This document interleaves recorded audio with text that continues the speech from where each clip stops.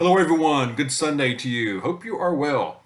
I wanted to spend more time talking about the just total devastation that we're witnessing online and the news, media, or video, what have you, that happened in the Midwest with all the bad tornadoes a couple of nights ago. I know I mentioned this in my last video, but I didn't talk about it much. And as I'm watching more video and coverage of this, I'm just really taken aback. I mean, it is just unbelievable the amount of devastation that this caused. I mean, Jesus. And it's so weird. I mean, the tornadoes like this in December, I know I'm not a meteorologist,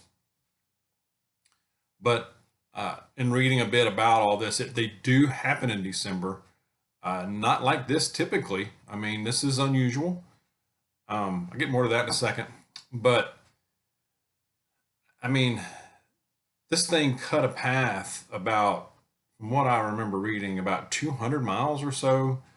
Um, it had to be huge. I mean, and there were other tornadoes, it sounds like, affected several states. Kentucky looks like the worst, of course. Um, but it looks like a war zone. I mean, looking at pictures and some video, I saw a online some before and after pictures of some of the property damage, houses, towns, and the before and after. I guess they were satellite pictures. I'm not sure, or drone or satellite pictures in that case, before and after, and it's unbelievable. I mean, there were buildings and houses, and then the after picture is just bare. I mean, it just wiped it, whatever structure was there. You couldn't even tell. You could tell that there were houses and a lot because it was just the slab left, just a little slab. Just wiped it from the face of the earth. I mean, just scooped it around, out. I mean, um, and then some of the drone footage that I've seen online, you can see it if you search for it, is just awful. It did hit a several places harder, it seems, than the others. I know from what I'm reading, Mayfield, Kentucky, Bowling Green, Kentucky, hit hard. 6 lives were lost at the Amazon facility, and this candle factory that just got collapsed on those people. From what I read a while ago, 40 rescuers have saved 40 people out of that candle factory facility. But and I'm also reading that over 80 lives have been lost overall of it altogether so far. And these are people, especially in this candle factory, the Amazon facilities, just people working, probably didn't know, have much advance notice, and just trying to make their 8 hours, working overnight. You know, so that makes it tougher. I know there are probably relief agencies at work on all of this. I haven't researched that much. I know Red Cross comes to mind to me at first. I know the others that I've heard of or am familiar with is Samaritan's Purse, which is Christian based. Also, UMCOR, UMCOR, Methodist affiliated. They are also Christian based relief agencies. If you know of other worthy or reputable relief agencies that people can give to, or to help the victims of this, please post them in the comments, or you can email it to me and I will post it on my community page, or I'll just pin it on the or both, pin it on the comment section of this video. Last night, Mrs. Dawg shared a social media comment from one of the groups she's in. I think this was Facebook, I'm not sure. But the comments came from a survivor. I don't know if you could call it a survivor. This person lived pretty close to where the devastation was happening. I mean, their home, it sounds like their home was spared. However, the way they're impacted is no power. And no power, water, anything. They're just, without services.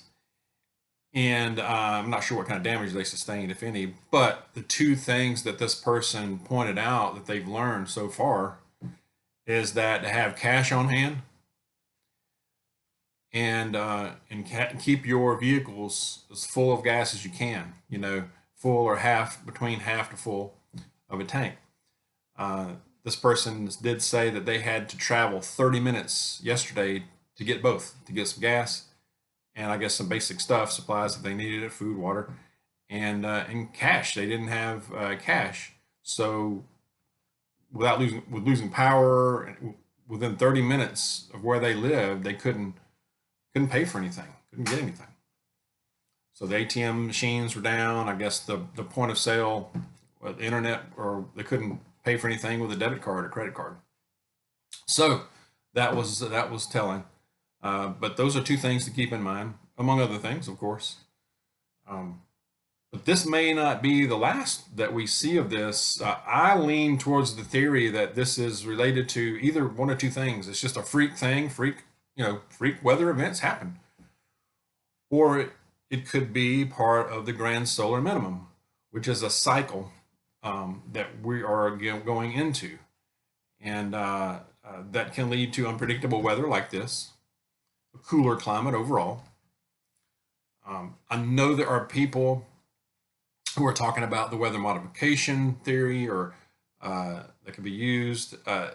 I'm not saying that's not true. I just don't know. I have to make a deeper dive. I have to look more into that and do more research on that. I have not.